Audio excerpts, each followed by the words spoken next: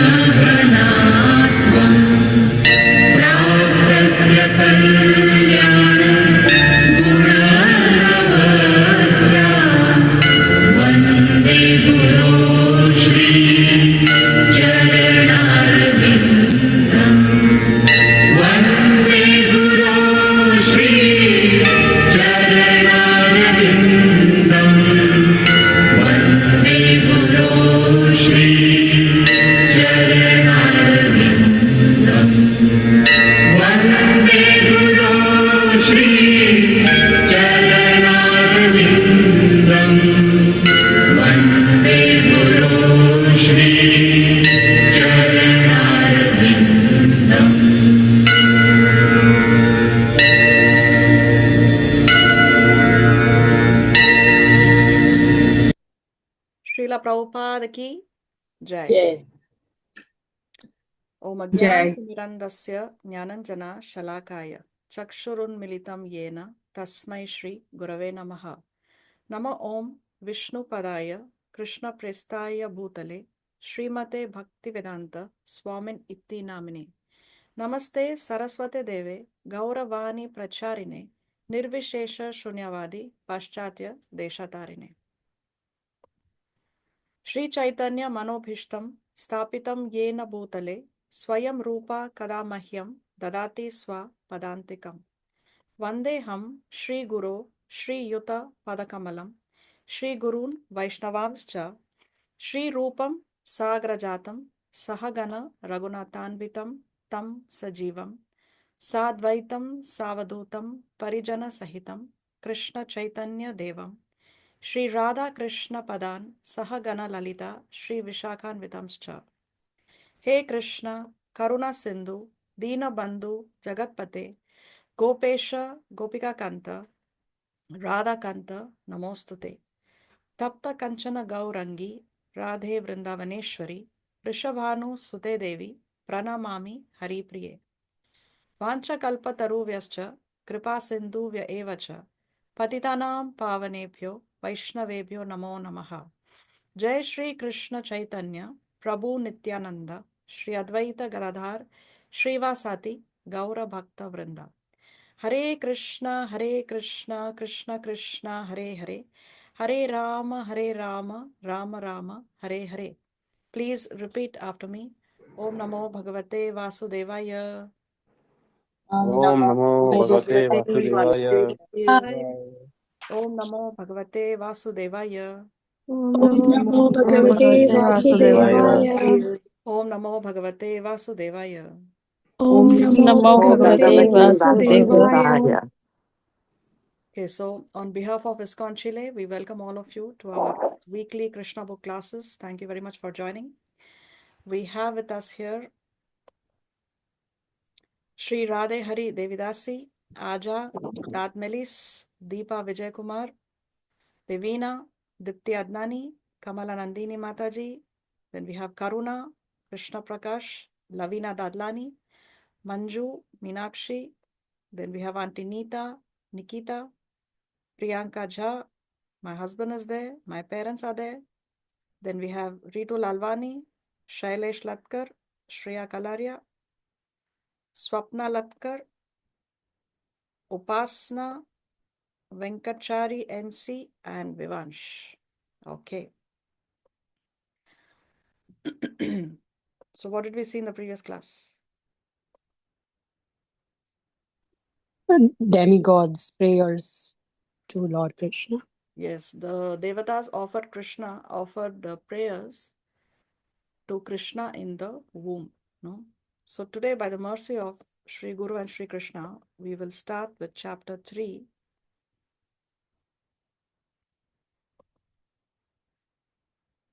of the Krishna book.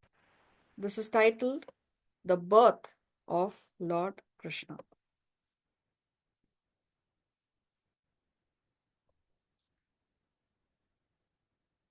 In the Bhagavad Gita, the Lord says that his appearance, birth, and activities are all transcendental. Now, what do we mean by the word transcendental? Beyond the material modes of nature. Yes, beyond the material modes of nature, there is no tinge of any materialism in the Lord, in his appearance, his activities, his name, his form, his pastimes. Everything is transcendental. It's not subject to the rules and regulations or the restrictions of the material world. No, Krishna is beyond any materialism. So everything about Krishna is transcendental.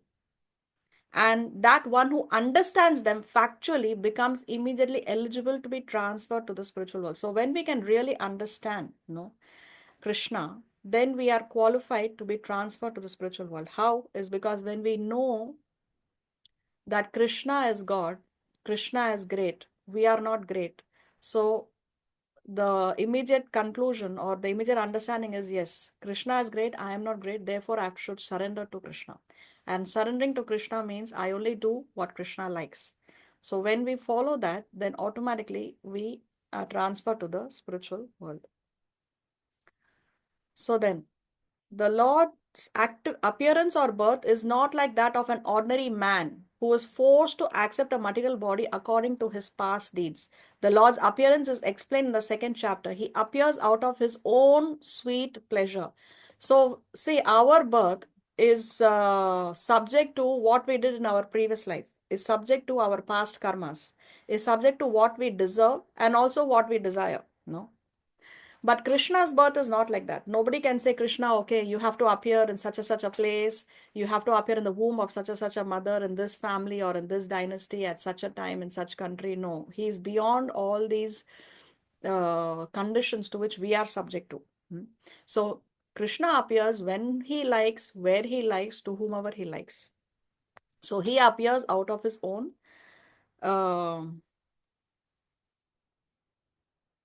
what did we read here? Out of his own sweet pleasure. No, he appears out of his own sweet pleasure.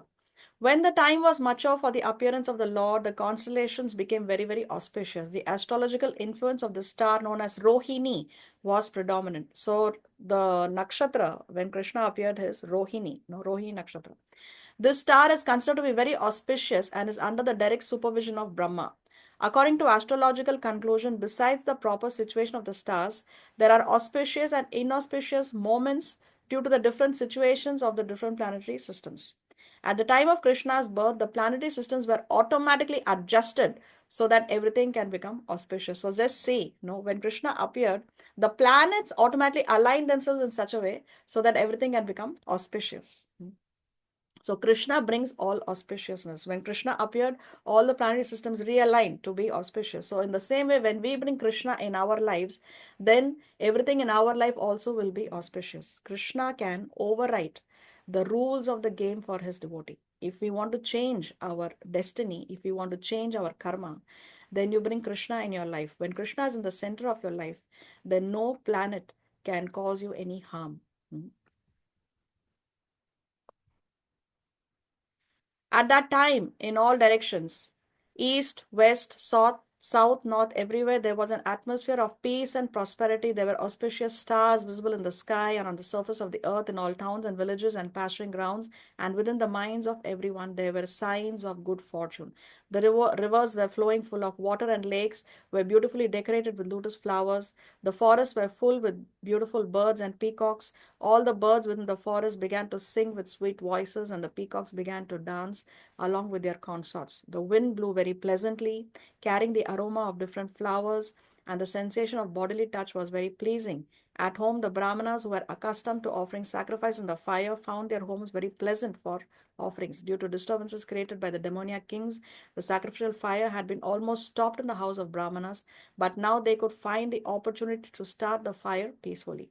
Being forbidden to offer sacrifices, the Brahmanas had been very much distressed in mind, intelligence, and activities, but just on the point of Krishna's appearance, automatically their minds became full of joy because they could hear transcendental vibrations in the sky proclaiming the appearance of the Supreme Personality of Godhead.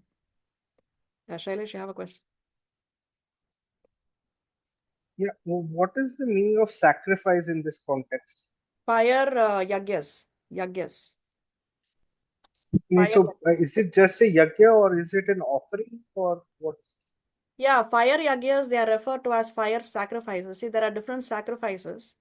For example, even the chanting of the holy name is a sacrifice because one is sacrificing your time, your energy, right, for the pleasure of the Lord. So when the fire yagya is done, they are called as fire sacrifices. All these spiritual practices are referred to as sacrifices.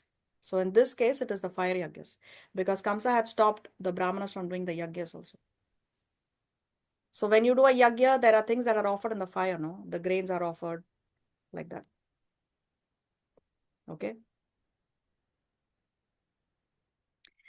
The denizens of the Gandharva and Kinnara planets began to sing, and the denizens of Siddha Loka and the planets of the Charanas began to offer prayers in the service of the personality of Godhead. In the heavenly planets, the angels and their wives, along with the Vidyadhars and their wives, began to dance. The great sages and the demigods, being pleased, began to shower flowers. At the seashore, there was the sound of mild waves, and above the sea, there were clouds in the sky, which began to thunder very pleasingly. So, all these denizens of the higher planetary systems. Now, Gandharvas, Kinnaras, Siddhalokas, Charanas, they are all residents of the higher planetary systems. For example, the Gandharvas, they are the celestial singers. Whenever singing is required in the higher planetary systems, then they call the Gandharvas. They are invited to sing there. And the Gandharvas have the ability to sing for many days continuously. Then the Kinnaras, they have the same features as Garuda. So that means they have wings. Their bodily features are like human beings, but they have wings. And because they have wings, that means that they can fly. They are also very expert in singing the glories of the Lord. Siddha Lokas, in the Siddhas, they have siddhis or they have mystic powers, and they are also personalities who can fly even without wings, no. So they have fully developed mystic powers or fully developed siddhas. That's why they are called uh, residents of the Siddha Loka. Then Vidyadharas, they also have the art of flying in the sky, and they are also expert singers. Then Charanas also, like the Vidyadharas, they are very, very expert in singing. So all the residents of the higher planetary systems, they were all happy and joyous that Krishna is appearing. Yeah, Shailesh, you have a question? I've never heard of angels in the Hindu ecosystem. I couldn't hear you. The Can you be a angels little and their louder? wives. I am not able to hear you properly. Can you speak a little louder? Can you hear me now? Yes, yes, now yes. Yeah. What do you mean by angels? I've never heard of angels in this context. Yeah, angels can be like what we call apsaras. They are female version, and then there are male angels as well in the higher planetary systems. Because I've always heard of apsaras, but never the male versions. Yeah, So I male got version also confused. exists in the higher planetary systems. So then, the male version will their wives would also be apsaras, or Yes, yes, that's the general understanding. then why don't they refer to it like that? That's why I got confused. Why don't they refer what? uh, the angels and their wives. So the angels and their wives, apsaras. So if they would have referred to it like that, would have been easy. Both ways are correct. All Both right, ways right. are correct. When things were adjusted like this, Lord Vishnu, who was residing within the heart of every living entity. So, in what form is Krishna residing in the heart of every living entity? As the Paramatma. Paramatma or the Super Soul, no? appeared in the darkness of night as the supreme personality of Godhead before Devaki, who appeared as one of the demi-goddesses. The appearance of Lord Vishnu at that time was compared to the rising of the full moon. So which day of the month did Krishna appear? First day, second day, third day? Eighth day. Eighth day. No, that's why his birth we celebrate as Janmashtami. Ashtami means it's the eighth day of the lunar cycle. So he will appear on the eighth day. But on which day normally is the full moon of the lunar The cycle? 15th day.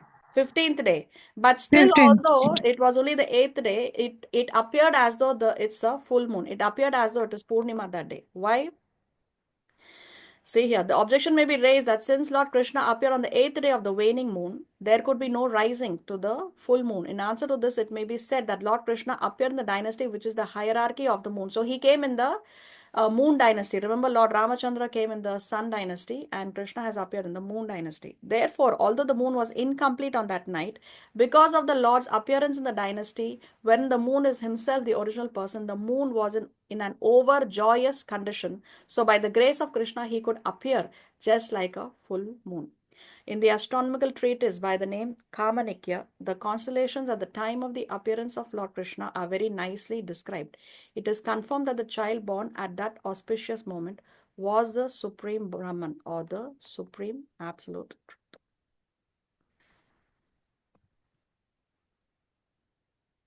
Yes, Shreya? Mataji, so by Moon Dynasty, is the forefather originally is Chandra, right? Yes. That's what it means. Yes. There are Okay. two dynasties, sun and moon. So, Okay. yeah. Okay. Thank you. So here you can see, this is the full moon, and then Krishna Paksh means from full moon when the moon reduces, and then there is Amavasya or no moon, and then again Shukla Paksh or waxing moon is when the moon again from Amavasya again it starts to grow and it comes to the full moon. So like this, Krishna appeared on the eighth day, but still it appeared to be a Purnima. See here, this treatise here that is mentioned, Kṛṣṇa.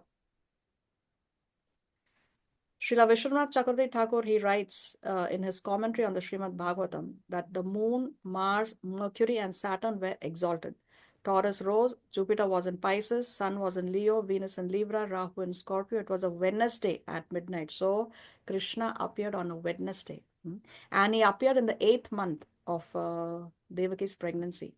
She had not yet completed her 9 months of pregnancy. He had appeared in the 8th month. And why he appeared in the 8th month? Just to confuse Kamsa. To confuse Kamsa, he came early. So actually astrologers can even chart the birth chart of Krishna based on the information that is there in our Shastras. Vasudev saw that the wonderful child born as a baby with 4 hands holding conch shell, club, disc and lotus flower. So these are the 4 things that Krishna holds in his 4 hands. No, or Lord Krishna holds in his 4 hands. Conch shell, club, disc and lotus flower. Decorated with the mark of Sri Vatsa. So there is a curl of white hair. In some places it is described as yellow or golden. No? So Krishna on his chest or Vishnu on his chest has a curl of hair. And that indicates that it is the place of residence of Goddess Lakshmi. It is a place of residence of Goddess Lakshmi.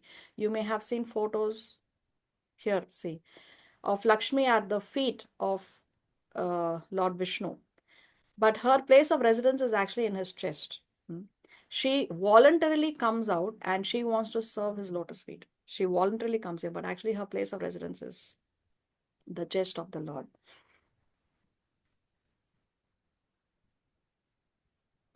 One second. Yeah.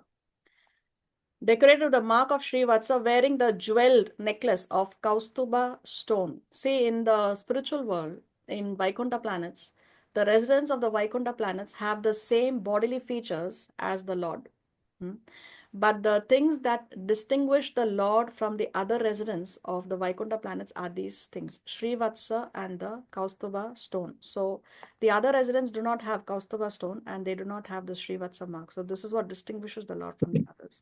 So what is this Kaustuba stone? It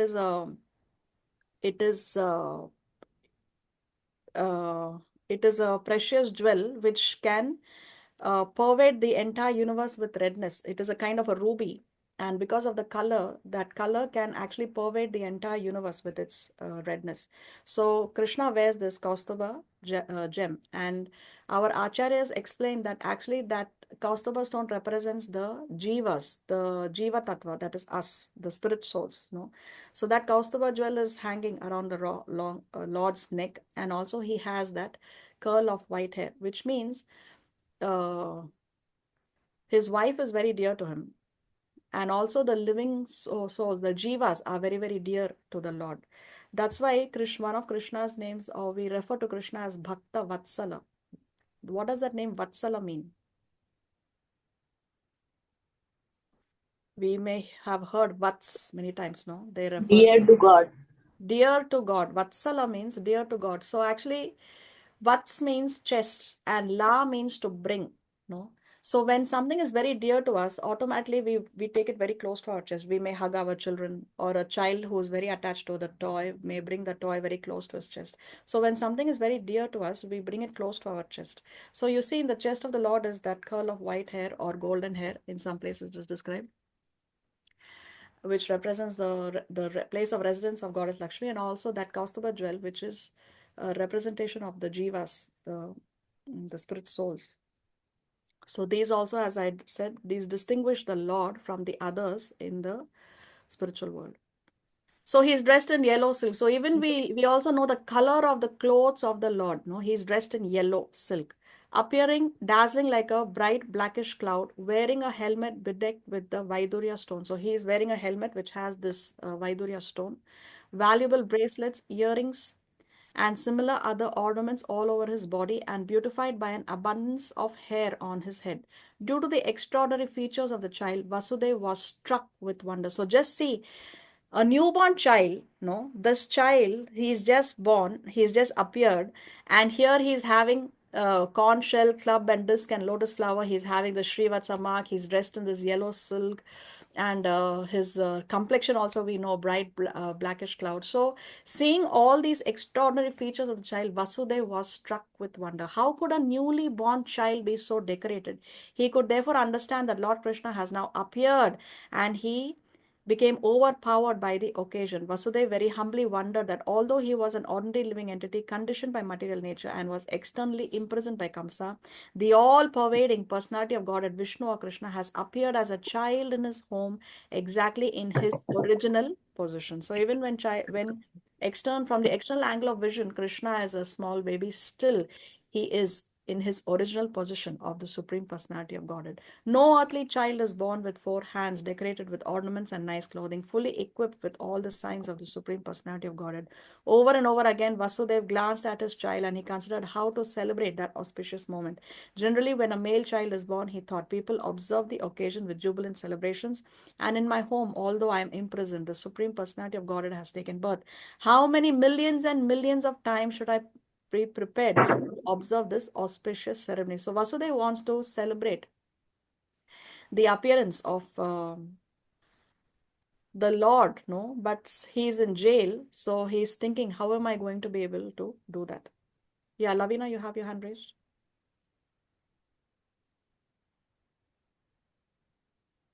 Yeah, I quite understood about the gold hair, but the white hair part of it, can you please explain it again? No, I it's the didn't get. same curl of hair. In some Uh, places in our Shastra, it is described as white color, and in some places in our Shastra, it is described as a golden yellow color. That's all. It's the same thing. okay, Only so if the it's described as a white, there should be some meaning on it, right? Well, white refers to white is usually Yeah, a color that is associated with purity. purity, exactly. Yeah. Okay. Yeah, got it. Thank you. You're welcome. When Vasudeva, who's also called as Anaka Dundubi, so one of Vasudeva's name is Anaka Dundubi. Why is he called by this name? Because actually these are the names of drums, a particular kind of drum. And when Vasudeva was born, the demigods played this drum to celebrate the occasion of the birth of Vasudeva. So therefore Vasudeva is also called as Anaka Dundubi. This is another name of Vasudeva. So When Vasudev was looking at his newborn baby, he was so happy that he wanted to give many thousands of cows in charity to the Brahmanas. According to the Vedic system, whenever there is an auspicious ceremony in the Kshatriya's palace, out of joy, the king gives many things in charity. Cows decorated with golden ornaments are delivered to the Brahmanas and sages. So, see, whom is Vasudev giving charity to? He's giving charity to Brahmanas and sages, which means they are devotees. No, even in the Bhagavad Gita, in the 17th chapter, Krishna describes that charity in the mode of goodness means you give charity to the right person.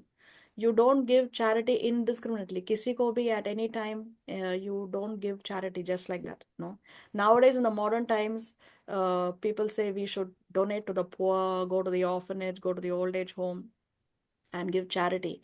But here, say, Vedic system is charity is given to qualified people. In this case, Vasudeva wants to give charity to Brahmanas and sages. Now, what is the danger of giving something in charity? Let's say in an orphanage indiscriminately, is that, let's say somebody is donating some money for an orphanage, but in that orphanage they use that money to cook meat and give it to the children. Then because you have sponsored that meat, then you have to take part of that karmic reaction of those children eating meat. No, so therefore charity should be given to qualified people. If you want to help, let's say in an orphanage or an old age home or in a hospital, then you should give prasad. You give prasad because you know that that food you have cooked, you have offered it to the Lord, that prasad is the Lord's mercy. Then like that you can give charity to orphanages or old age homes or any such place, to poor people. But one should not give in cash, because that can probably that money will be used inappropriately. So see, Vedic system is charity was given to devotees because they knew that this money or this charity will be used in the proper way, in the service of the Lord. It will be used in the service of the Lord. Sometimes we may see a beggar on the road and we may feel some compassion, we may give him some money. But what if that beggar goes and uh, buys a pack of cigarettes, or he's buying drugs with that money? Then we have to share the karmic reaction also. So charity should be given to the right people.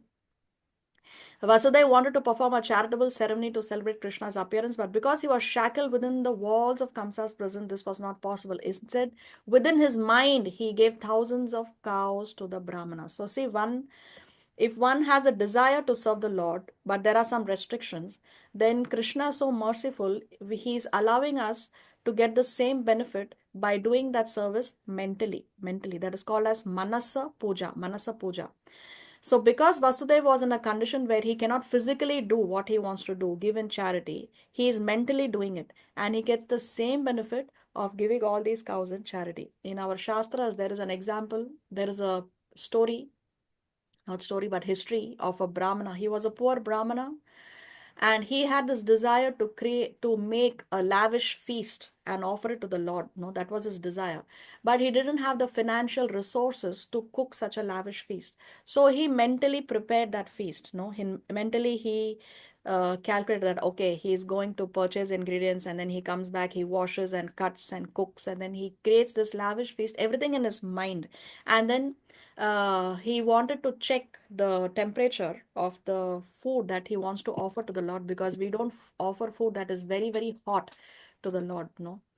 Actually, in South India, there is a deity where the deity has burn marks on his face, because once they offered very hot pongal, which is a preparation made in South India, to the deity, very, very hot pongal, and the deity immediately accepted it, and so that murti has burn marks. No. So anyway, coming back to our story, this poor Brahmana, he was checking the temperature, and so he put his finger in the preparation to see whether the temperature is ideal for offering to the Lord, and his finger actually got burnt. He saw his finger was actually burnt. So remember, he was checking the temperature only in his mind. No, only is in his mind, but his finger was actually physically burnt. So which shows that the Lord is actually reciprocating with the offering that he was making. So Manasa Puja, what we offer to the Lord mentally, if the circumstances don't permit, not that we are lazy and we don't want to do our morning duty, so mentally I'm doing. No, the God knows our intentions. No, so if circumstances don't permit, when we do Manasa Puja also, the Lord accepts. So So this is what Vasudeva is doing. When Vasudeva was convinced that the newborn child was the Supreme Personality of Godhead, he bowed down with folded hands and began to offer him prayers. At that time, Vasudeva was in the transcendental position. He became completely from all fear of Kamsa. So see, fearlessness comes when we automatically have Krishna in our lives. When we have the Lord in our lives, then automatically we become fearless. We cannot become fearless out of some material position. We may be very rich, we may be uh, very famous, we may have youth on our side, we may have a lot of contacts, but that will not make us fearless. When the Lord is with us, then we become fearless. The newborn baby was also flashing his effulgence within the room in which he appeared. Vasudeva then began to offer his prayers. My dear Lord, I can understand who you are. You are the Supreme Personality of Godhead, the Supersoul of all living entities, and the Absolute Truth. You have appeared in your own eternal form, which is directly perceived by us. I understand that because I am afraid of Kamsa, you have appeared just to deliver me from that fear. You do not belong to this material world. You are the same person who brings the cosmic manifestation simply by glancing over material nature. So Vasudeva, he is very well aware that Krishna is God. He is very well aware that this child is actually the Supreme Personality of Godhead. So he's saying that you are the very same person who brings about the cosmic manifestation. So all creation happens simply by him glancing over material nature. Now, how does this happen? Let us briefly see creation. It's a little technical. The Bhagavatam describes this. So there are two aspects to creation: primary creation and secondary creation, Sarga and Visarga. So Krishna or Vishnu is in charge of the primary creation of Sarga, and Brahma is the secondary creator, or he is the created creator. He is in charge of Visarga. So we know Krishna's first expansion is, who is this personality? Balram. Balaram. How can Balaram. you Balaram. recognize, how can you recognize that he is Balaram? Because of his instrument in the hand. What is it? And the blue color. Because of color. And the color of his dhoti. No, Balaram always Color. dresses in blue. Krishna dresses in Yellow. yellow. Yellow. Yellow. All right. So Also, here he's we have, fair. what's that? He's fair, right? Krishna is dark and Balram is fair. Yes, yes. Balaram is white and Krishna is black. Correct. So anyway, we have seen this chart before, how Krishna expands as Balaram. From Balaram come the first quadruple expansion of Vasudev, Sankarshan, Aniruddha, Pradyumna. Then from the first quadruple expansion comes Narayan. From Narayan comes the second quadruple expansion. And from the second quadruple expansion, and more specifically from the second Sankarshan, comes the three Vishnus: Karanodakashayi Vishnu, Garbhodakashayi Vishnu, and Shirodakashayi Vishnu. So Krishna's first expansion is Balaram, but Krishna's first expansion in the material world is Mahavishnu or Karanodakashayi Vishnu. So what happens? What is Mahavishnu doing? As we have discussed earlier, he is lying down on the Karana ocean, or this ocean that is demarcating the spiritual world and the material world. So this ocean flows between the spiritual and the material worlds. So there Mahavishnu is lying on this Karana ocean. It is also called as a Viraja river. We may have heard that term, Viraja river. So he is lying there on this causal ocean or the Karana ocean, and he is creating universes by his breathing. So see here in this chart, you can see this is the spiritual world in the form of a lotus. No, this is Goloka. The center of the lotus is Goloka, where Krishna is residing eternally as a 16-year-old boy, and Srimati Radharani is there eternally as a 14-year-old girl. The petals of the lotus are compared to are the Vaikuntha planets. Are the Vaikuntha planets. So here in the Vaikuntha planets, Krishna is residing in the four-handed Vishnu form or four-handed Narayan form.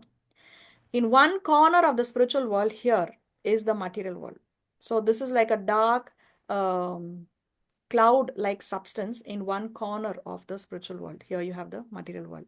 So in this dark cloud-like substance, you have Mahavishnu, who is creating universes by his breathing. So he is creating millions and millions of universes. These universes are egg-shaped. They are golden colored. Here you have another picture to show us the same thing. So now what is, so he's creating these universes. Now these universes that are coming out of the body of Mahavishnu are actually initially hollow. They are hollow from the inside. But now they have, these universes are what you call as activated by the glance of Mahavishnu. So Mahavishnu, after creating these universes by his breathing, he glances at this material nature. He's glancing at these universes. He's glancing at material nature. So that glance of Mahavishnu takes the form of Shambhu, takes the form of Lord Shiva. You can see here Shambhu. So that glance takes the form of Shambhu. And then Shiva and Durga, they unite. They unite. And then from the womb of Durga Devi, all the jivas, along with their past karmic balance and time, kala, are injected into material nature, So this entire material manifestation is referred to as Mahatattva,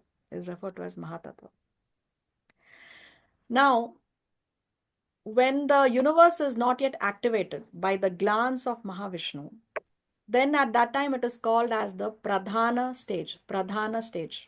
It is still, the universes are still hollow. It's not yet activated. Just like how you may get a new chip for your cell phone. No? So the chip is there, but it is not yet activated. You have to activate that chip. So in the same way, these universes initially, when they are coming out of the body of Mahavishnu, they are not in that activated state. So that time this material nature is called as the Pradhana stage. And once they are activated, then it is called as Prakriti. So Pradhana is activated, now it is called as Prakriti. And when the jivas and everyone, they are already there in this material nature, the whole material manifestation now is together, it is called as Mahatattva.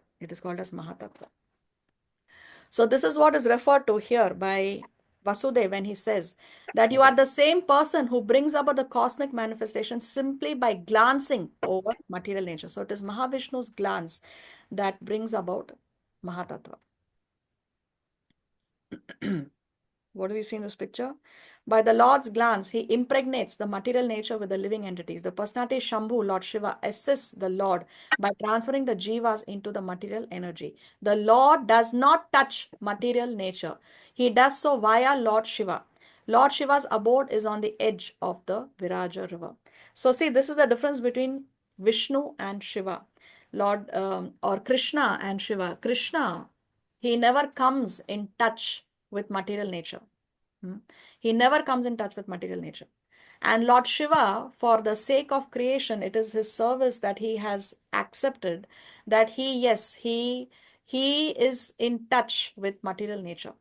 So therefore, Brahma Samhita describes the Krishna and Shiva, or Vishnu Tattva and Shiva Tattva, as a difference between milk and yogurt. From milk, you can make yogurt, but from yogurt, you cannot make milk. So because Lord Shiva is coming in touch with material nature, therefore, he is not 100% Supreme Personality of Godhead. He is almost God, but because he is coming in touch with material nature, therefore, he is not fully the Supreme Personality of Godhead. This is described in the Brahma Samhita. Yeah, Shailesh? See, our understanding from previous chapter was that Brahma is responsible for creating the material universe. But here we are now saying that Shambhu assists the Lord and by transfer the jivas into the material energy. Okay, we'll come to that in a few minutes. Okay.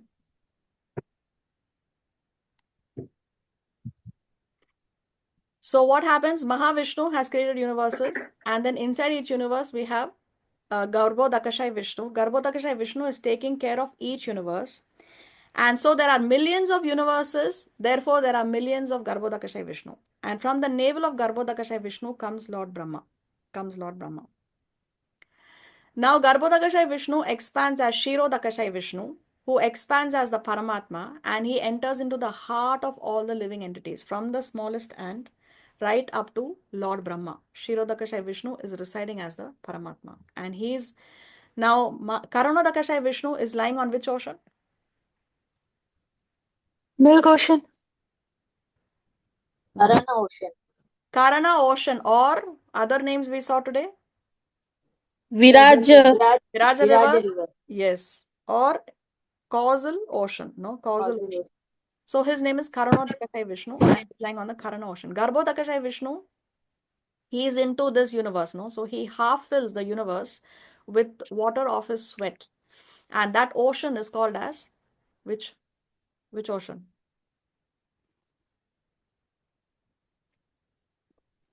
If Kṛṣṇa Vishnu is lying on the Karana ocean, Garbhodakashayi Vishnu is lying on which ocean? Is it Ksheer Sagar. Garbhodaka ocean. Garbhodaka ocean. Okay. Now Kshirodakashayi Vishnu is lying in which ocean? Ksheer Sagar, no? Now Kshir Sagar, yes. Ocean of milk. Ocean of milk. Okay. So here you have the three Vishnus. Now what happens? The Lord sprouts a golden lotus from his navel. The firstborn, Brahma, is brought into this universe. So now the firstborn, Brahma, has come into the universe. So just as how there are millions of universes and millions of Garbhodakashayi Vishnus, there are millions of Brahmas. The lotus is said to be the reservoir of all the living entities within this universe. So that lotus that is springing from him, no, the stem of the lotus is where you have the 14 planetary systems. See here in the stem of this lotus are the 14 planetary systems. So what Lord Brahma is creating are these planets here, planetary systems. He's not creating the universes. Within each universe, there are different planetary systems.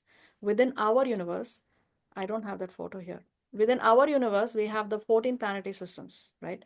So what Brahma does is he's creating the bodies. Now there are 8,400,000 different kinds of bodies also, which the living entity, which the jiva is getting according to what he deserves and what he desires. So he creates those bodies. But the universes are created by the breathing of Mahavishnu. And it's activated by the glance of Mahavishnu. Brahma creates the different kinds of bodies and the planets. Okay, Shailesh? But then again, what is the difference between the function of Shambhu and Brahma? Lord Shiva and Brahma. See, the glance of Mahavishnu takes the form of Shiva and he is uniting with Durga so that from the wombs of Durga, the jivas are transferred. The jiva, see, soul is different, body is different, right? Soul is different, body is different. The souls are coming from Krishna, but they are transferred to material nature because that glance of Mahavishnu is taking the form of Shambhu who is uniting with Durga. Brahma is creating the bodies. So we are talking about souls here, and Brahma is creating the bodies. Yes. The bodies that they will inherit. Exactly. Animal body, plant body, human body, demigod body. All these bodies are created by Brahma. Okay. So sorry, the Sanam. So the bodies are created by Brahma, and the souls are means the Shiva and Parvati union transfer the soul into that body. That is what it is. Transfer them to the material nature. Transfer Transfer into the them. material body. Yeah, because when destruction takes place, all the jivas are inside the body of, see, when he's breathing in, all the universes along with all the jivas go inside the body of Mahavishnu. So now Yeah. how they are transferred to material nature by the glance of Mahavishnu, and that glance taking the form of Shiva. Or more specifically, Okay. Shambhu. It is described. Okay. So they are transferred. How to transfer them? No, they are being transferred from the body of Mahavishnu by that glance, and by the glance in the form of Shambhu. And then the bodies, now the jiva, the soul needs a body according to what he deserved and what he desired. It's not that destruction has happened, all the jivas have gone to the body of Mahavishnu, so everything is forgotten, all records have gone. No, still Mm-hmm. you get a body according to what you deserve and what you desire. So we need those bodies. No, so 8 million bodies are created by Brahma. Okay.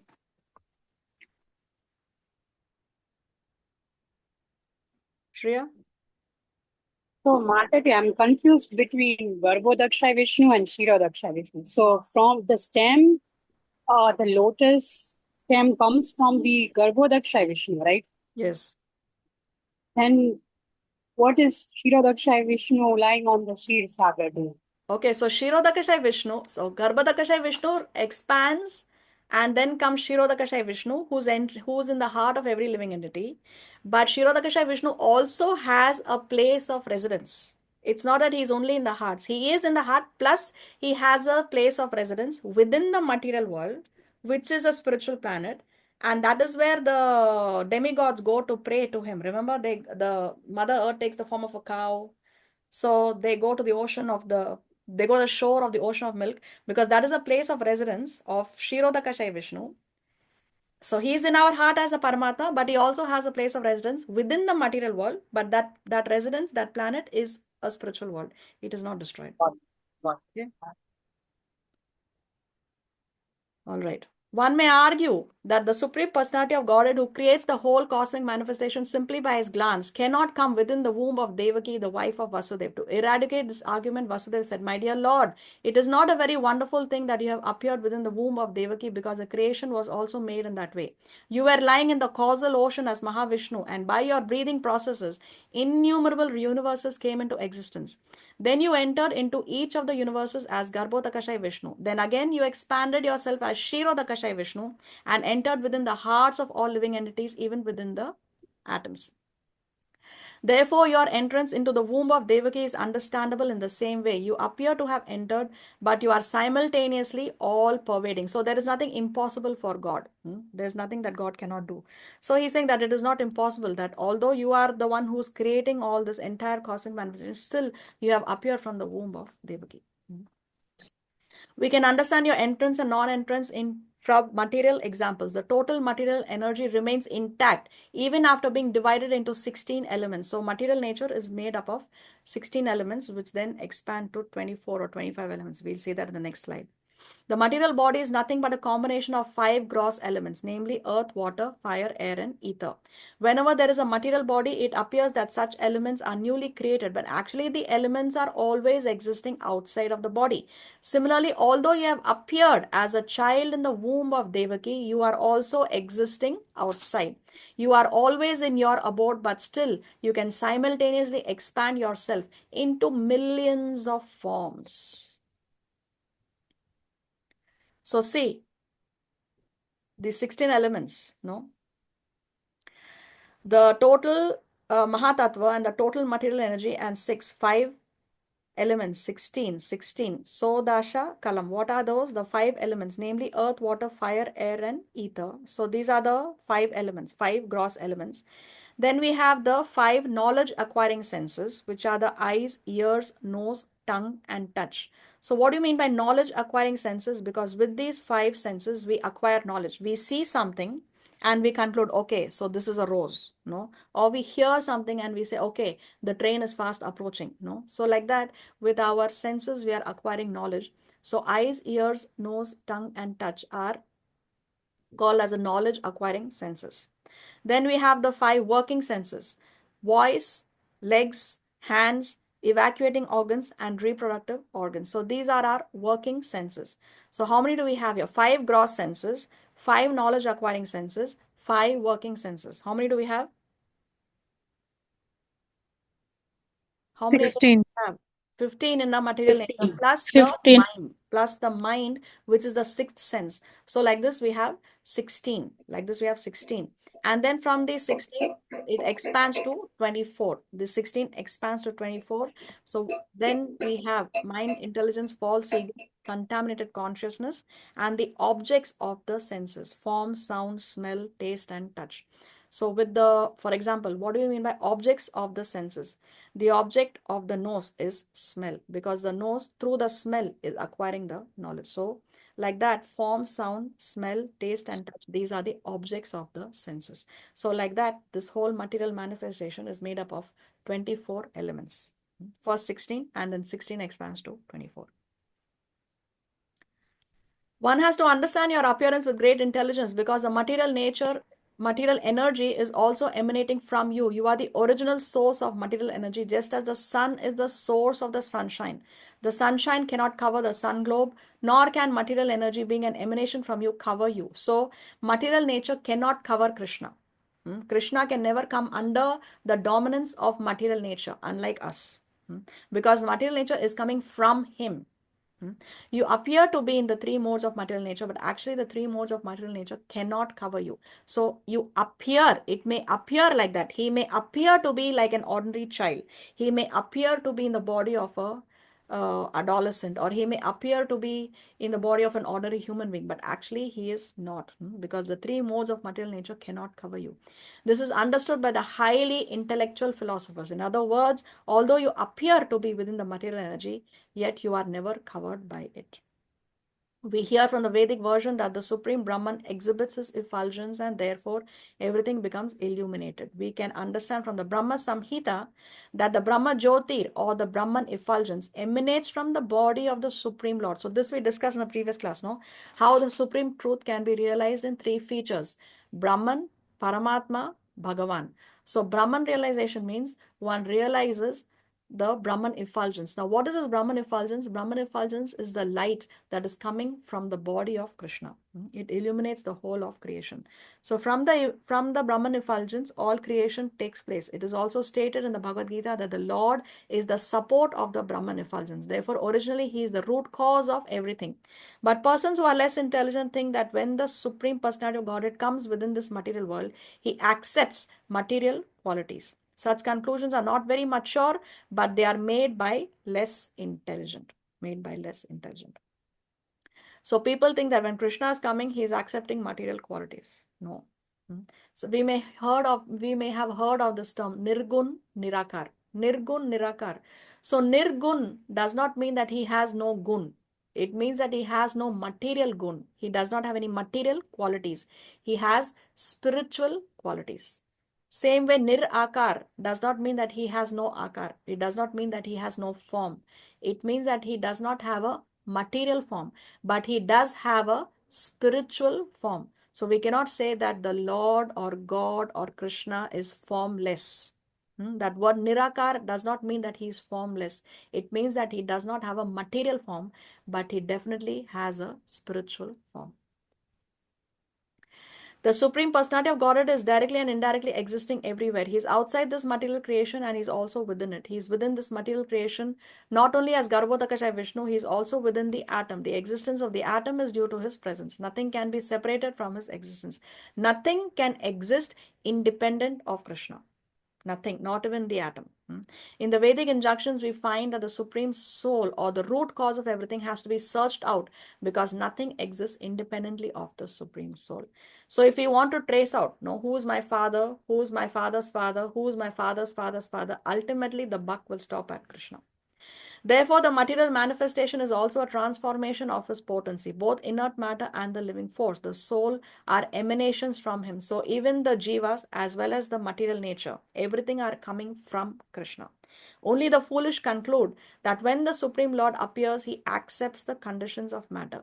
Even if he appears to have accepted a material body, he is still not subjected to any material condition. Whatever Krishna does is correct. Whatever he says is correct. He is not subject to any material condition. He can have 16,108 wives. He can have 16 million wives. He can have 16 quadrillion wives. It does not matter. He is not subject to any material condition. Krishna has therefore appeared and defeated all imperfect conclusions about the appearance and disappearance of the Supreme Personality of Godhead. My Lord, your appearance. Who is saying all these things, by the way? Brahma. Was it Vasudev? Vasudev. Yes, Vasudev. He's his offering father. prayers. He's offering prayers to Krishna.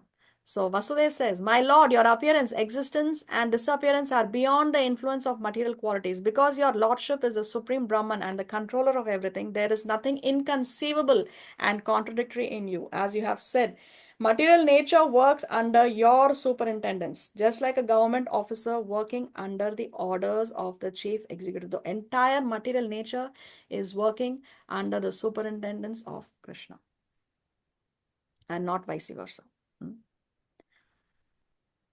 The influence of subordinate activities cannot affect you. Since you are the Supreme Brahman, everything is existing within you. And since all the activities of material nature are controlled by your Lordship, none of these activities affect you. You are called Shuklam. Shuklam or whiteness is the symbolic representation of the absolute truth because it is unaffected by the material qualities. Lord Brahma is called Rakta or red because Brahma represents the quality of passion for creation.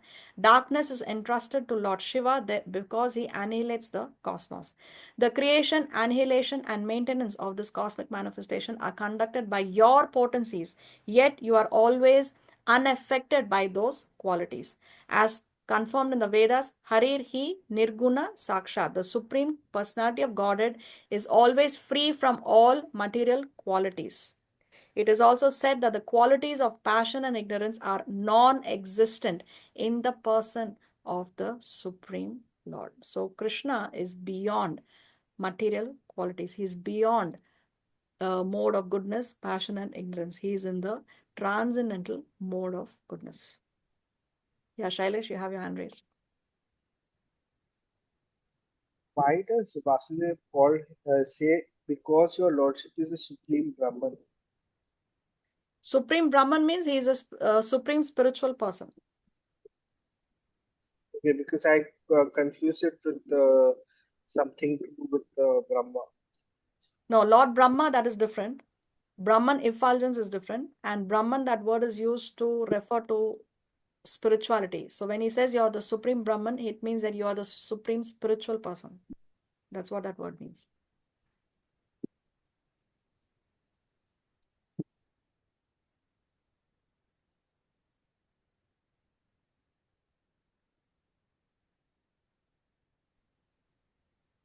After this prayer of Vasudev, Devaki, the mother of Krishna, offered her prayers. She was very frightened because of her brother's atrocities. Devaki said, "My dear Lord, your eternal forms like Narayan, Lord Rama, Hayarshesha, Varaha, Nrsimha, Vamana, Baladev, and millions of similar incarnations are emanating from Vishnu are described in the Vedic literature as original.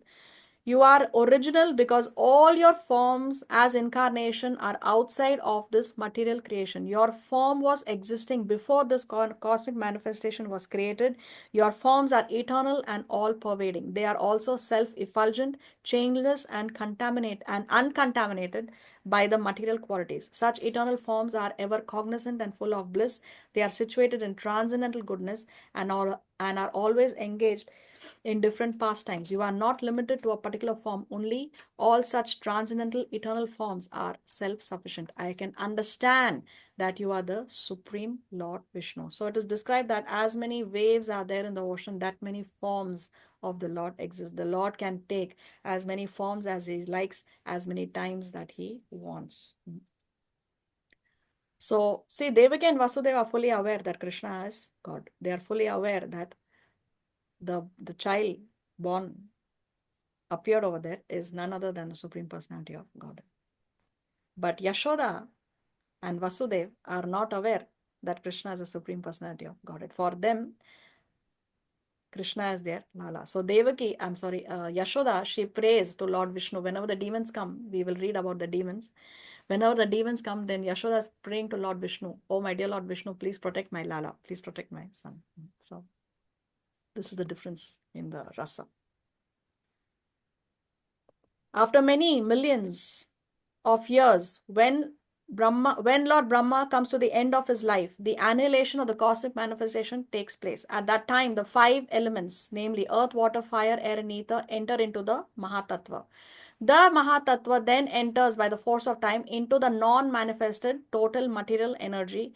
The total material energy enters into the energetic Pradhana, and Pradhana enters into you. So this we have already discussed. What is Pradhana, what is Prakriti, what is Mahatattva. So Devaki is here describing how destruction takes place. Therefore, after the annihilation of the whole cosmic manifestation, you alone remain with your transcendental name, form, qualities, and paraphernalia. So when the material nature is destroyed, or when destruction takes place, that doesn't mean that Krishna also is destroyed, because Krishna, his name, fame, form, qualities, paraphernalia, all of them are transcendental. They are all eternal. They are all spiritual. So therefore, there is no question of that coming to an end. So when does this destruction take place, and what is Lord Brahma's lifetime? How to calculate his lifespan? At We the see end of here. his lifetime.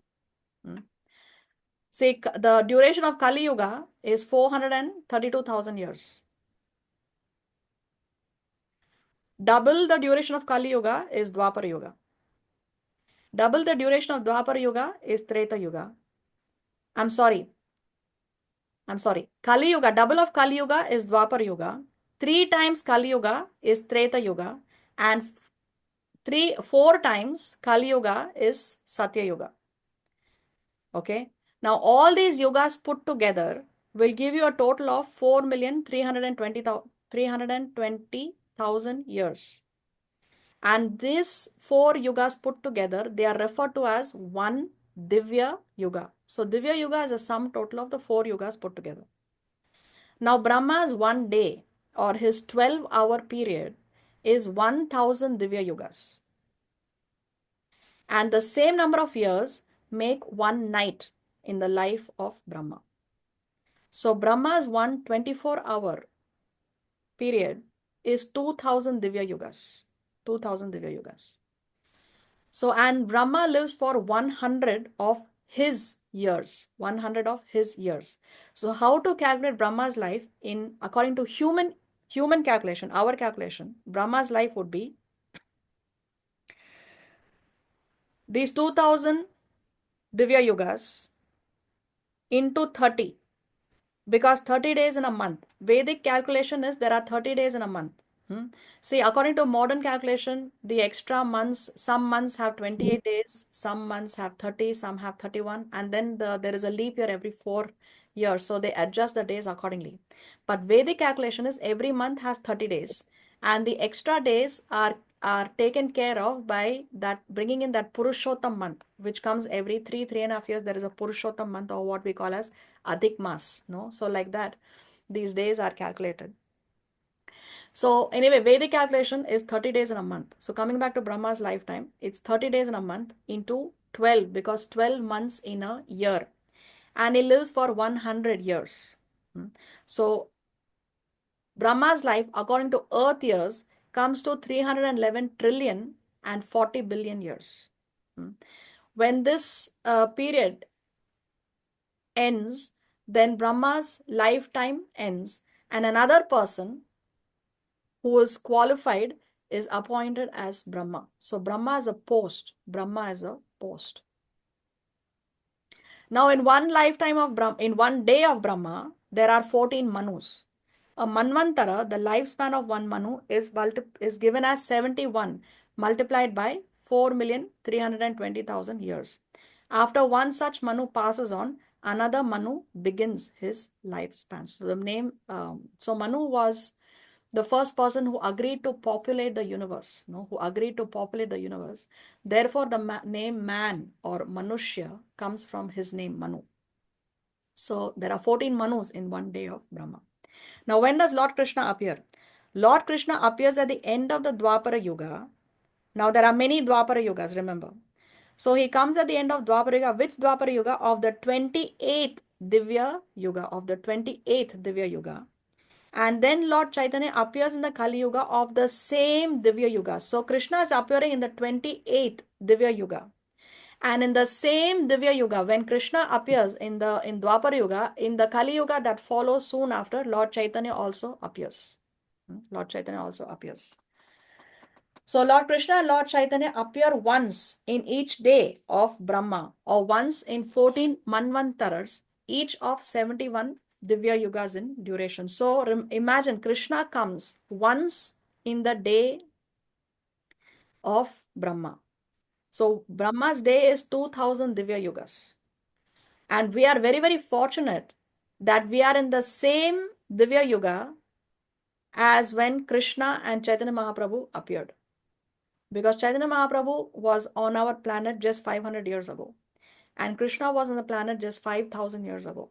If you see from this calculation, we should consider ourselves very, very fortunate that we are in the same Divya Yuga as when Krishna and Chaitanya Mahaprabhu appeared. It's not that he appeared trillions of years ago or billions of years ago. We have missed him by just 5,000 years. Yes, Priyanka, you have a question? Yes, Mataji, in that calculation for the Brahma's life, there is written that Brahma's day is 1000 Divya Yuga and Brahma's night is also 1000 Divya Yuga. So, what is that? 4,320,000, sorry, 320,000 million years. should be multiplied by 2 as well, right? Because night and day, they both should be taken. I would Ah, think. yes, you're right. And Yes, you're right. This thing here is wrong. Correct. Very nice. Yeah, the sum total of these two should be here. You're correct. This should be 8 million, 640 million. No. 8640. Yeah. This needs to be corrected. Thank you. Very nice, Priyanka. Full marks. Repeat the number one time, Mataji. Just No, when I share the slides in the group, I'll correct this before I send it. So don't worry. Okay, all the conditioned souls are continually fleeing from one body to another and one planet to another, yet they do not get free from the onslaught of birth and death. But when one of these fearful living entities comes under the shelter of your lotus feet, he can lie down without anxiety of being attacked by formidable death. This statement by Devaki is confirmed in the Bhagavad Gita by the Lord himself.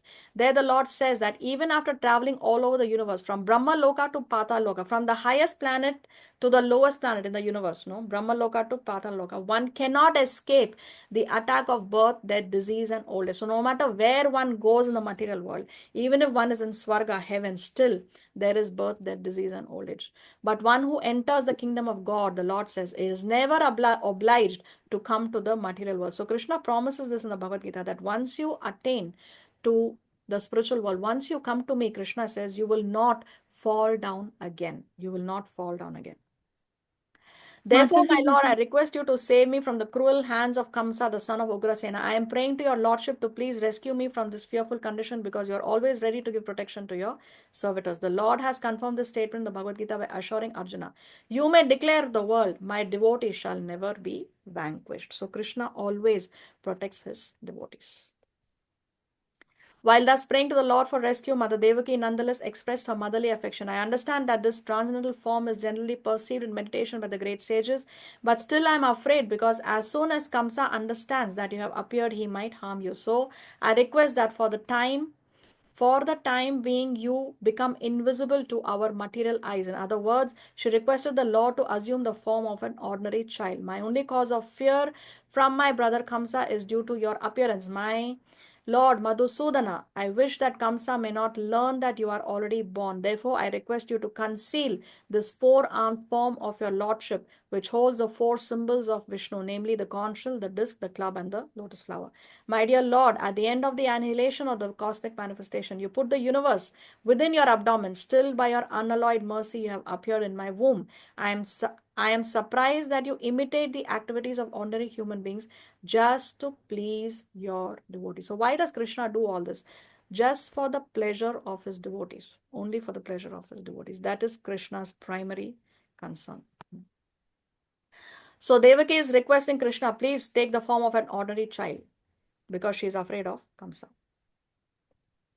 On hearing the prayers of Devaki, the Lord replied, my dear mother, in the millennium of Swayambhuva Manu, my father Vasudeva was living as one of the Prajapatis. His name at that time was Sutapa, and you were his wife named Prishni. So here, now Krishna is describing the past life of Devaki and Vasudeva. What were they in the past life? Now, what do we mean by the term Prajapati? Prajapati means anybody who increased the population. At the time of creation, Brahma wanted to increase the population. So he requested his sons to populate the universe. Of course, the four Kumaras refused. But those who helped to populate the universe at that time, they are called as Prajapatis. Prajapatis. So here Krishna is telling him that in the millennium of Swayambhuva Manu, now we discussed there are 14 Manus, and Swayambhuva Manu is the first of those 14 Manus. So he's saying in the millennium of Swayambhuva Manu, my father Vasudeva was living as one of the Prajapatis. At that time, what was his name? His name was Sutapa, and his wife's name was Prishni. At that time, when Lord Brahma was desiring to increase the population, he requested you to generate offspring. You control your senses and perform severe austerities. By performing the breathing exercises of the yoga system, both you and your husband could tolerate all the influences of the material laws, the rainy season, the onslaught of the wind, and the scorching heat of the sunshine. You also executed all religious principles. In this way, you were able to cleanse your heart and control the influences of the material laws. In executing your austerity, you used to eat only the leaves of the trees which fell to the ground. Then, with a steady mind and controlled sex drive, you worship me, desiring some wonderful benediction from me. Both of you practiced severe austerities for 12,000 years by the calculation of the demigods. So, for how many years Sutapa and Prishni have done tapasya? For 12,000 years, but not 12,000 years by human population, but 12,000 years by demigod calculation. Now, how much is that? We will see shortly. Okay, but let's finish the slide first. During that time, your mind was fully absorbed in me when you were executing devotional service and always thinking of me within your heart. I was very much pleased with you. O sinless mother, your heart is therefore always pure. At that time, I appeared before you in this form just to fulfill your desire, and I asked you to ask whatever you desired. At that time, you wished to have me born as your son. Although you saw me personally, instead of asking for your complete liberation from material bondage, under the influence of my energy, you asked me to become your son. So, see, Sutapa and Prishni, they did tapasya for 12,000 demigod years. Imagine they are only eating leaves that fell to the ground. So what, and then when the time came, okay, what do you want? They do not ask for mukti, they do not ask for liberation. They ask that I want to have you as my son. Yeah, Shailesh? How did they manage to exist for 12,000 years? Yeah, so the average lifespan in Kali Yuga, at the beginning of Kali Yuga is 100 years. Okay. But the average Okay. lifespan in the beginning of the previous Yuga, which is Dwapar Yuga, is 1,000 years. Average human lifespan, I'm saying. The average Okay. human lifespan in the beginning of the previous Yuga, Treta Yuga, is 10,000 years. And the average human lifespan in the beginning of Satya Yuga is 100,000 years. So the age, average lifespan is also reducing with the advancement of Kali Yuga. And this is in the first Manu. The first Manu. Okay, so that time people would live extraordinarily long duration of life. It's not like the modern What time. do you mean by first Manu? So in the life, see, in one day of Brahma, there are 14 Manus. See, there are 14 Manus in one day of Brahma. So out of that 14 Manus, the first Manu is Swayambhuva Manu. Here. There are 14 Manus in one day of Brahma. Is this the same Manu as the Manusmriti? No. Yes, yes, yes. But one of the 14 Manus has given us a Manusmriti, and we are not now in the first Manu. We are now in the seventh. Seventh Manu.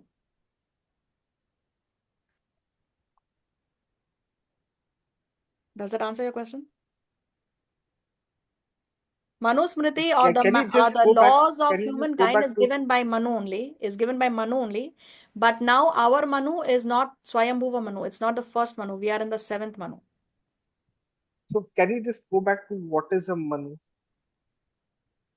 Sorry, I'm taking it. See, in one day of Brahma, there are 14 Manus. But what is a Manu? Manu is the first son of Brahma who agreed to Okay. populate the universe. All right. Okay? Yeah, Shreya? So in one day there are 14 Manus. In night also 14, or it's just one full No, one? no, only during the day. During Brahma's night, all this does not exist. All this thing exists during Brahma's day. Okay. Oh.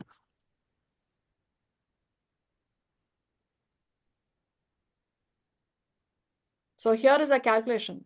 What are demigod years? See, our 6 months is equal to 12 hours of the Devatas. So like that 100 years of the Devatas or demigod years is equal to 36,000 years. So if you calculate, they did tapasya for 12,000 demigod years, which means they did tapasya for 4,320,000 years. For so many years, 4,320,000 years they did tapasya. They ate the leaves that fell to the ground. And when the time came, what do you want? They said, we want to have you as our son.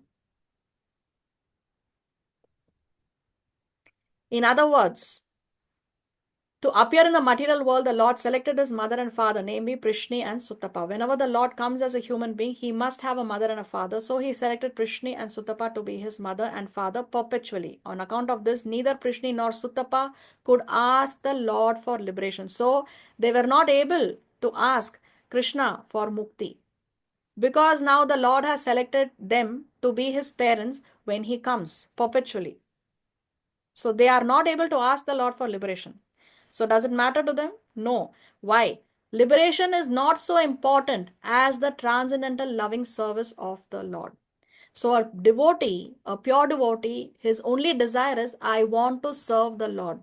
It does not matter to a devotee whether he's serving the Lord in the material world or in the spiritual world or in the heavenly planets or even in hell. It does not matter to a devotee. All that a devotee wants is, I want to serve the Lord.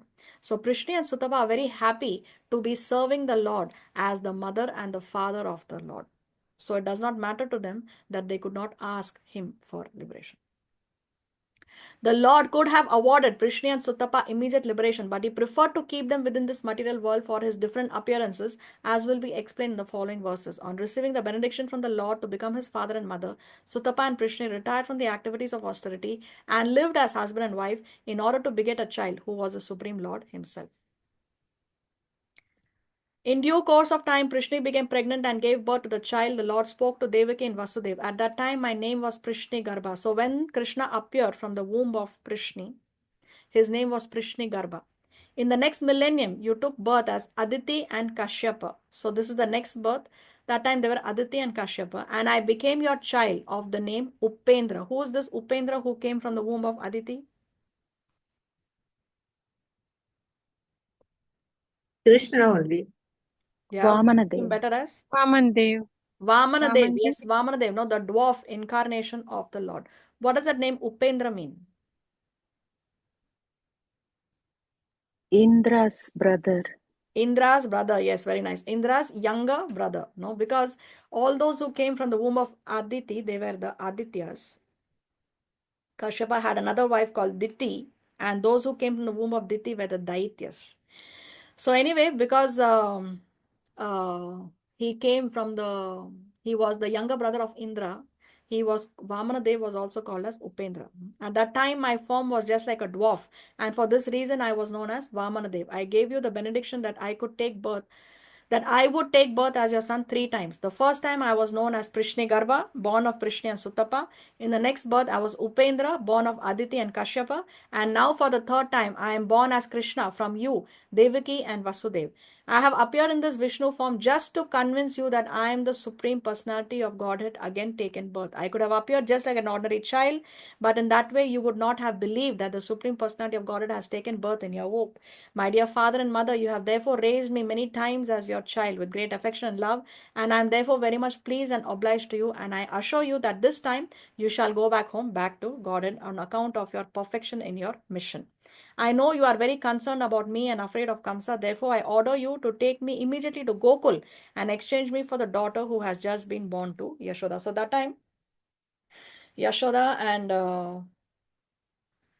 Nanda Maharaj, they are in Gokul. They are in Gokul. Having spoken thus to his father and mother, the Lord himself turned himself into an ordinary child in their presence and remained silent. Being ordered by the Supreme Personality of Godhead, Vasudev prepared to take his son from the delivery room, and exactly at that time, a daughter was born to Nanda and Yashoda. She was Yogamaya, the internal potency of the Lord. By the influence of this internal potency, Yogamaya, all the residents of Kamsa's palace, especially the doorkeepers, were overwhelmed with deep sleep, and all the palace doors opened, although they were barred and shackled with iron chains. The night was dark, but as soon as Vasudev took Krishna on his lap and he went out, he could see everything just as in the sunlight. So see, all hindrances, all restrictions, all problems, all issues, everything is resolved because now Krishna has appeared to Devaki and Vasudeva. In the Chaitanya Charitamrita, it is said that Krishna is just like the sunlight, and that whenever there is Wherever there is Krishna, the illusory energy which is compared to darkness cannot remain. When Vasudeva was carrying Krishna, the darkness of the night disappeared. All the prison doors automatically opened. At the same time, there was thunder in the sky and severe rainfall. While Vasudeva was carrying his son Krishna in the falling rain, Lord Shesha, in the shape of a serpent, spread his hood over the head of Vasudeva so that he would not be hampered by the rainfall. Vasudeva came onto the bank of Yamuna and saw that the water of the Yamuna was roaring with waves and that the whole span was full of foam. Still in that furious feature, the river gave passage to Vasudeva to cross, just as the great Indian Ocean gave a path to Lord Ram when he was bridging over the gulf. In this way, Vasudeva crossed the river Yamuna. On the other side, he went to the place of Nanda Maharaj, situated in Gokul, where he saw that all the cowherd men were fast asleep. So everyone in Gokul is sleeping under the influence of Yogamaya. He took the opportunity to silently enter the house of Yashoda, and without difficulty he exchanged his son for the baby girl newly born there. Then, after entering the house very silently and exchanging the boy for the girl, he returned to the prison of Kamsa and silently put the girl on the lap of Devaki. He then clamped the shackles on himself so that Kamsa could not recognize that so many things had happened. So here you can see how it was very, very dark, but everything was illuminated because of Krishna, and how the Yamuna gave way for Vasudev to cross over the river and go to Gokul, and how Ananta Shesha is protecting from the rain and the storm. Mother Yashoda understood that a child had been born to her, but because she was very tired from the labor of childbirth, she fell fast asleep. When she awoke, she could not remember whether she had given birth to a male or a female child. Thus ends the Bhaktivedanta purport of the 3rd chapter of Krishna, the birth of Lord Krishna. So before we could proceed, I just wanted to take a few minutes because today is a very, very auspicious appearance day of Lord. Who can fill in the blanks? Narasimha Jayanti. Yes, it is the appearance day of Lord Narasimha Dev, the half man, half lion form of the Lord who appeared to protect, to save his dearmost devotee Prahlad. So this is a very, very auspicious day. We pray to Lord Narasimha Dev for protection. Now, Narasimha Dev is always ready to protect his devotees. So some of the lessons that we can learn from the story of Narasimha Dev is, first of all, there are no rules and there are no conditions for bhakti. No, see, Prahlad was only 5 years old, but he was a perfect devotee. He was a pure devotee. The Lord actually appeared to save him. So it does not. So for bhakti, there are no conditions. One should serve the Lord at all times, under all circumstances, under any condition of life. One should serve the Lord. Bhagavatam describes. Bhagavatam says that bhakti is sarvatra sarvada. One should worship the Lord under all circumstances, and everyone should do so at all places and all times. So Prahlad was only 5 years old. So it doesn't mean that bhakti should be done only in old age or only by men, not by women. So it doesn't matter, or only Indians, only by Hindus. No, irrespective of whether you're whichever religion you belong to, whether you're Indian, American, young, old, rich, poor, man or woman, it does not matter. Bhakti should be practiced by everyone. Another lesson that we learn from the story of Narasimha Dev is how one should never lose faith. One should never lose faith. See, Prahlad, they tried to kill him in so many ways. His own father tried to kill him in so many ways. He tried to burn him alive. He put him in a pit full of snakes. He tried to trample him under elephants. He threw him from the cliff. He tried to drown him in the water. So many different ways his own father tried to kill Prahlad. But Prahlad never lost faith. He never gave up bhakti. He practiced bhakti under all circumstances. No? So doesn't matter, Maya may put so many hindrances, obstacles in our path, but we just continue with determination. Just continue with determination. And therefore, this is another lesson that we learn from Prahlad's pastime. Another lesson, we see how spiritual strength can defeat material strength. We read today, in today's chapter of Krishna book also, we saw how how fearlessness can be brought about only by spiritual strength. So although in so many ways Hiranyakashipu tried to kill Prahlad, still Prahlad was completely fearless because he had full faith in Krishna. So fearlessness can come only from bhakti. Fearlessness cannot come from any other material assets, cannot come from wealth or contacts or youth or knowledge or intelligence. Fearlessness can come only from bhakti. So these are the important lessons that we can learn from the pastime of Prahlad Nrsimha. And today also is Mother's Day. No? So our Shastra teaches us that we have 7 mothers. We have 7 mothers. What are the 7 mothers? Atma Mata. Atma Mata means? Our own mother. Our own mother, yes. Atma Mata. Then Guru Patni. Guru Patni means? Wife of the Guru. The wife of the Guru. So why the wife of the Guru our mother?